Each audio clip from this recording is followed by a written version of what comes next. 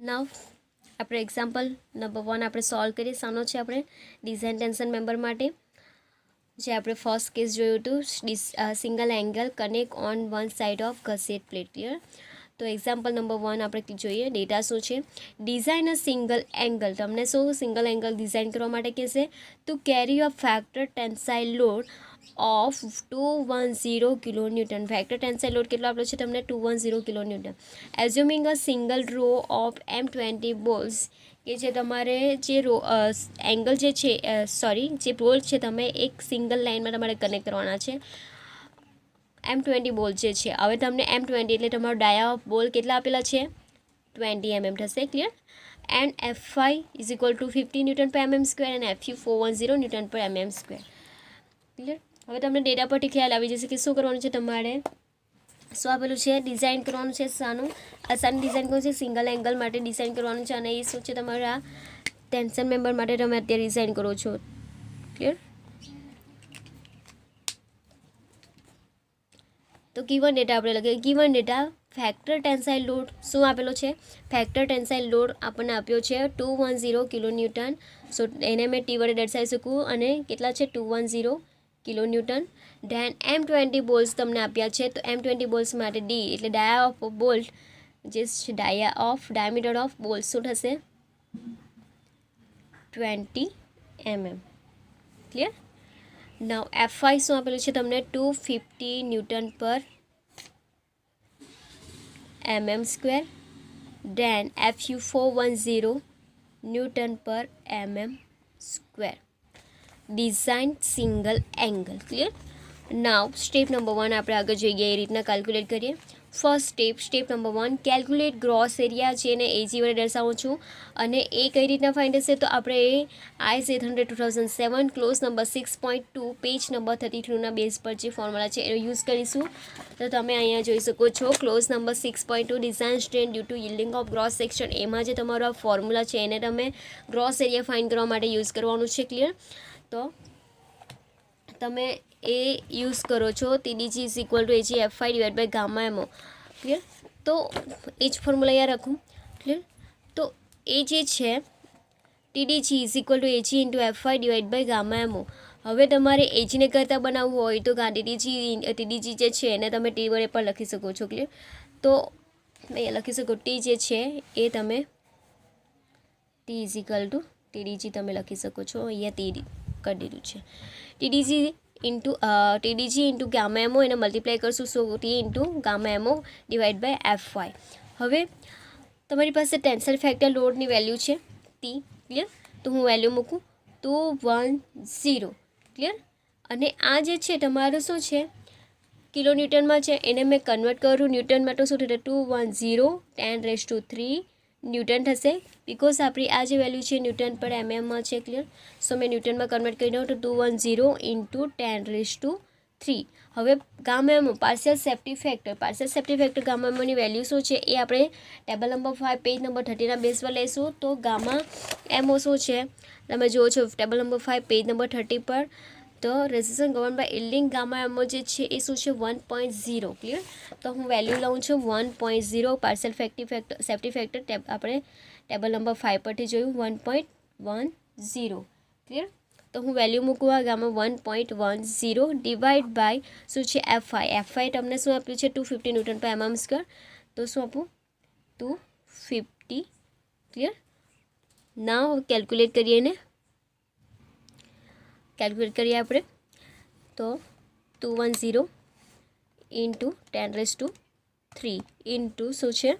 1.10 divide by 250. શું આવે છે તમારી પાસે value?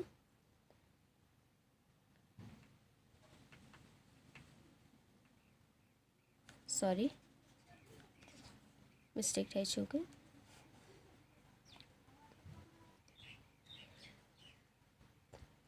210 into 10³ into 1.10 divide by 250. તમારો શું એરિયા આવે છે? 924. ક્લિયર?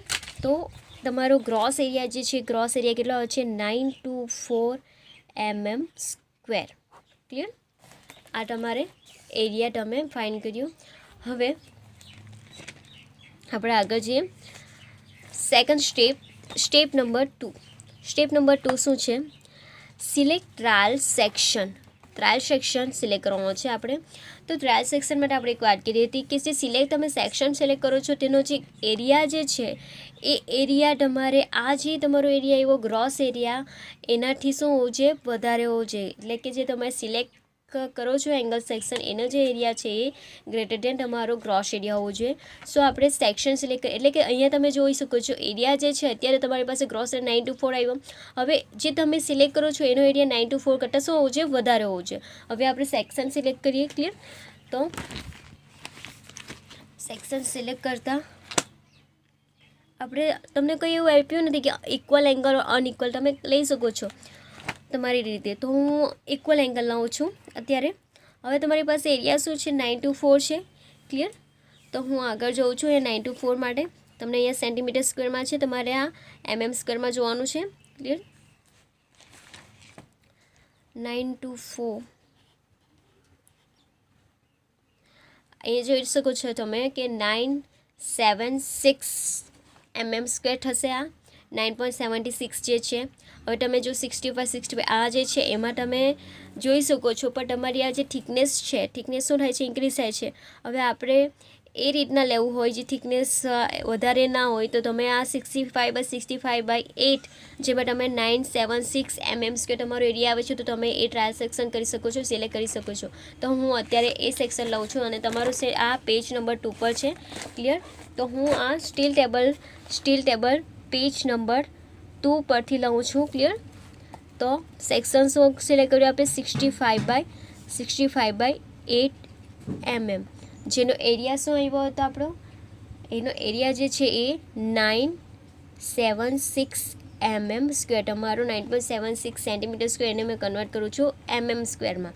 ક્લિયર? એટલે મલ્ટીપ્લાય શું થશે તમારા 100. તો એ થશે તમારું 976 mm². Clear? Now step number 3 calculate કરીએ. Now step number 3 calculate bolt value and design of bolts. હવે તમને ડાયામીટર ઓફ બોલ્ટ આપ્યું છે D = 20 mm જે તમને ડેટામાં છે જ M20 બોલ્સ. ક્લિયર? અને એના માટે આપણે ડાયામીટર ઓફ બોલ લખ્યો હતો 20 mm. હવે તમને એક્ઝામ્પલમાં ડેટામાં ના આપ્યું હતું તો તમારે અહીંયા એઝ્યુમ કરવાનું રહેશે. Clear? D = 20 mm. So hole diameter શું થશે? Hole diameter DH = D plus standard clearance. તો D તો તમારો હોલ ડાયામીટર ઓફ બોલ્ટ છે. ક્લિયર? શું છે? 20 પ્લસ સ્ટાન્ડર્ડ ક્લિયરન્સ છે. અને સ્ટાન્ડર્ડ ક્લિયરન્સ કોના બેઝ પર લેશો આપણે? IS 100 2007 clause table number 19 page number 73. Okay? તો સ્ટાન્ડર્ડ ક્લિયરન્સ માટે વાત કરીએ આપણે. એ તમે જોઈ શકો છો ટેબલ નંબર 19 પેજ નંબર 73 પ્રમાણે. તો નોમિનલ સાઇઝ ઓફ ફાસ્ટનર ઓર બોલ D mm છે તમારો. અને અત્યારે તમારી પાસે શું છે? 20 mm. તો 20 તો 60 to 22 વચ્ચે આવશે. સેકન્ડ રોમાં તો 20 સેકન્ડ રોમાં જો તો સ્ટાન્ડર્ડ ક્લિયરન્સ જે છે સ્ટાન્ડર્ડ ક્લિયરન્સની વેલ્યુ કેટલી છે? 2 mm. તો હું 2 mm એડ કરું. તો અહીં તમે 2 mm એડ કરતાં શું થશે? હોલ ડાયામીટર કેટલા આવશે? 22 mm. ક્લિયર? તો 22 mm ડાયામીટર આવશે. ઓકે? ધેન પીચ ડિસ્ટન્સ માટે વાત કરીએ આપણે. પીચ ડિસ્ટન્સ જે છે કોના બેઝ પર કેલ્ક્યુલેટ કરવાનું છે? IS 800 2007 clause number 10.2.2 page number 73.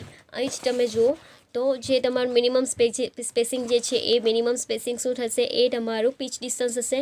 અને એ શું છે કે જે pitch distance shall not be less than 2.5 times the nominal diameter of the fastener. એટલે કે જે તમારું આ પીચ ડિસ્ટન્સ છે એ 2.5 ઇન્ટુ નોમિનલ ડાયામીટર કરતાં ઓછું ના હોવું જોઈએ. ક્લિયર? એટલા માટે તમે pitch distance P = 2.5 into D લો છો. તો P = 2.5 ઇન્ટુ D. D શું છે? તમારું ડાયામીટર ઓફ બોલ્ટ કેટલો? 20. તો તમારી વેલ્યુ શું આવશે? પીચ ડિસ્ટન્સની 50 mm વેલ્યુ આવશે. ક્લિયર? નાવ એન્ડ ડિસ્ટન્સ એ માટે વાત કરીએ તો એન્ડ ડિસ્ટન્સ છે એક શું છે? કેવી રીતના લેવાનું? તો એ લેવાનું છે આપણે IS 800 2007 clause number 10.2.4.2 page number 74ના બેઝ પર. ક્લિયર? તો એ છે તમે લઈ શકો છો. તમે જોઈ શકો 10.2.4.2 એચ ડિસ્ટન્સ છે. તમે અહીંયા અત્યારે શું લેવો છો? હેન્ડ ફ્લેમ કટ માટે 1.7 ટાઈમ્સ ધી હોલ ડાયામીટર. તો 1.7 ઇન્ટુ હોલ ડાયામીટર મલ્ટીપ્લાય કર્યા છે. So E is equal to end distance equal to 1.7. Hole diameter શું છે તમારો, તમે અહીંયા કેલ્ક્યુલેટ કર્યો, શું છે 22 mm. તો હું કેલ્ક્યુલેટ કરું 1.7 ઇન્ટુ 22, સો આવે છે 37.4. એને મેં રાઉન્ડ ફિગર લઉં છું તો આ તમારી વેલ્યુ આવે છે 37.4 mm. અને હું એને રાઉન્ડ ફિગર લઉં તો ઇઝ ઇક્વલ શું લઈ લઉં 40 mm. ક્લિયર. સો એની વેલ્યુ તમારી આવી ગઈ. ના હવે મેં આગળ કેલ્ક્યુલેટ કરું.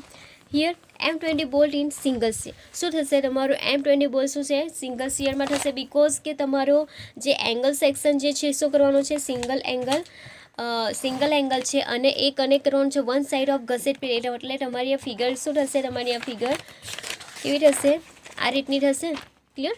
આ ગસેટ પ્લેટની વન સાઈડ પર હશે. ક્લિયર. સો તમારું જે એંગલ સેક્શન છે શામાં થશે, આ સિંગલ શિયરમાં થશે, બિકોઝ આ ગસેટ પ્લેટ અને આની વચ્ચે શું સ્લેટિંગ થશે. સો તમારું આ જે છે એ સિંગલ શિયર થશે. ક્લિયર. અહીંયા તમારું જો ડબલ બોથ સાઈડ સેક્શન હશે તો તમારું આ જે છે એ એંગલ શા માટે ડબલ શિયરમાં, અત્યારે તમારું શું છે આ સિંગલ શિયર માટે છે. તો M20 bolt in single shear for D is equal to 20 mm. 20 mm માટે આપણી બોલ્ટ વેલ્યુ શું થશે, જે તમને ડાયરેક્ટ ટેબલ માટે યાદ રાખવા માટે કીધું હતું. શું હતી આપણી બે વેલ્યુ જોઈએ આપણે ટેબલમાં. ક્લિયર. અહીં જોઈ શકો છો 20 mm માટે તમારે જે સિંગલ શિયર અને ડબલ શિયરમાં જે શિયર કેપેસિટી જે છે શું છે, 20 માટે 45.3 કિલોન્યુટન સિંગલ શિયર માટે. અત્યારે આપણી પાસે શું છે સિંગલ શિયર છે. ઓકે, તો આપણી વેલ્યુ શું થશે 45.3 કિલોન્યુટન. ક્લિયર. તો હું અહીંયા લખી શકું છું 45.3. જે તમારી શું છે બોલ્ટ વેલ્યુ જે છે એ જ તમારી શું થશે શિયર કેપેસિટી થશે. ક્લિયર. તો એ વેલ્યુ શું આવી તમારી 45.3 kilo newton. Okay. Now number of bolt find કરીએ તો number of bolt is equal to શું થશે, factor tensile load divide by bolt value. તો ફેક્ટર ટેન્સાઇલ લોડ તમારી પાસે શું હતો 210. ક્લિયર. અને જે તમારે બોલ્ટ વેલ્યુ છે એ પણ કિલોમીટરમાં છે. સો મેં આ જે તમારો ટેન્સાઇલ લોડ છે એને કન્વર્ટ ના કરું ન્યૂટનમાં કન્વર્ટ ના કરું, બિકોઝ આ પણ કિલોમીટરમાં છે. ઓકે. દેન શિયર કેપ બોલ્ટ વેલ્યુ જે છે શું આવે તમારી 45.3 કિલોન્યુટન. સો હું વેલ્યુ કેલ્ક્યુલેટ કરું તો શું થશે 210 ડિવાઈડ બાય 45.3 શું આવે છે 4.63. ક્લિયર. 4.63. સો એને મેં એપ્રોક્સિમેટ રાઉન્ડ ફિગર લઉં છું તો શું થશે 5 નંબર્સ ઓફ બોલ્ટ હશે. Clear.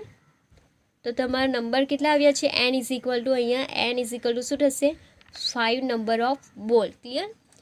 n is equal two 5 number of bolt હશે. ક્લિયર. હવે એ માટે આપણે શું કરવાનું છે, ફિગર ડ્રો કરવાનું છે, સ્કેચ જોઈએ. હવે તમે સ્કેચ ડ્રો કરો છો તો સ્કેચમાં તમારી એક ગસેટ પ્લેટને તમે સિંગલ એંગલ સાથે કનેક્ટ કરો છો અને એ આઈએસએ એંગલ શું હતી તમારી 65/8 mm.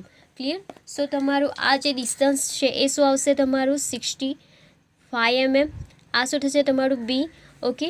અને આ શું થશે એક તો કનેક્ટેડ લેગ પર થશે અને આ જે W0 આઉટસ્ટેન્ડિંગ લેગ જે છે એ પણ કેટલું થશે 65 mm. એન્ડ આની જે થિકનેસ છે T is equal to 8 mm. Then આની જે થિકનેસ છે એ પણ શું થવાનું 8 mm. ક્લિયર. તો એ જે તમારું એંગલ સેક્શન પ્રમાણે તમારે શું કરવાનું છે એની કનેક્ટેડ લેગ એન્ડ જે તમારે આઉટસ્ટેન્ડિંગ લેગ છે એની વીથ લખવાની છે. ધેન તમારે આ જે બોલ્ટ બતાવવાનું છે જે તમારે સિંગલ લાઇનમાં છે તમારે તો એ શું છે 20 mm ડાયામીટર બોલ્ટ છે. ક્લિયર. તો 20 mm ડાયામીટર ઓફ બોલ્ટ. હવે તમારે જે બોલ્ટ નંબર આવ્યા છે એ પ્રમાણે તમારે એને આ સેક્શનમાં તમે ડ્રો કરવાના છે. તો હું આ તમારા નંબર ઓફ બોલ્ટ કેટલા આવ્યા હતા 5 આવ્યા હતા. તો હું ડ્રો કરું 1 2 3 4 એન્ડ 5. ક્લિયર. હવે તમારે જે એના પીચ ડિસ્ટન્સ છે એન્ડ ડિસ્ટન્સ છે હું બતાવું છું. પીચ ડિસ્ટન્સ તમારું 50 mm આવ્યું હતું. એન્ડ ડિસ્ટન્સ શું આવ્યું હતું તમારું એ એન્ડ ડિસ્ટન્સ તમારું શું આવ્યું હતું ઇઝ ઇક્વલ ટુ 40 mm, જે આપણે 37.4 ને ઇક્વલ કર્યું હતું. આ શું થશે edge distance, pitch distance, pitch distance, pitch distance, pitch distance ને આ એચ ડિસ્ટન્સ. એજ ડિસ્ટન્સ કેટલું આવ્યું હતું 40 mm, pitch distance 50 50 50 50 and edge distance 40 mm. Clear? હવે તમે અહીંયા જોઈ શકો છો આ જે બી છે, બીની વેલ્યુ કેટલી છે તમારી આ એંગલની જે કનેક્ટેડ લેગની વિડ્થ જે છે એના જેટલી, એટલે કેટલી આવશે આ 65 mm.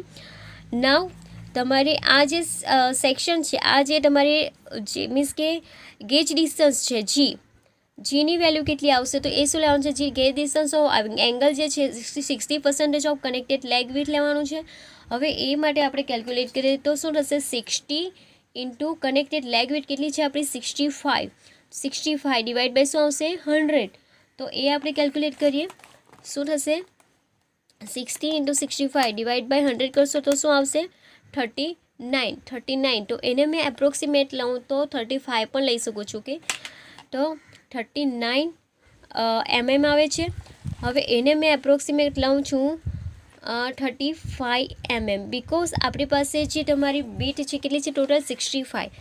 ક્લિયર? એમાંથી તમે અત્યારે 35 લો તો તમારી બાકીની શું રહેશે 30. હવે આ જી છે કેટલું લેવું 35 mm. ક્લિયર? તો તમારું આ જે બી માઇનસ જી છે એ કેટલું થશે, બી માઇનસ જી એ વેલ્યુ કેટલી થશે 65 માઇનસ 35. સો તમારી વેલ્યુ આ 30 mm થશે. ક્લિયર? તો આ તમારું આ એક સેક્શન ક્લિયર જે તમે ડિઝાઇન કરવાના છે સિંગલ એંગલને ગસેટ પ્લેટ સાથે કનેક્ટ કરવા માટે. તો આ આપણે સ્ટેપ નંબર 3માં કમ્પ્લીટ કરીએ છીએ. નાવ નેક્સ્ટ સ્ટેપ નંબર 4 જોઈએ. Okay, step number 4.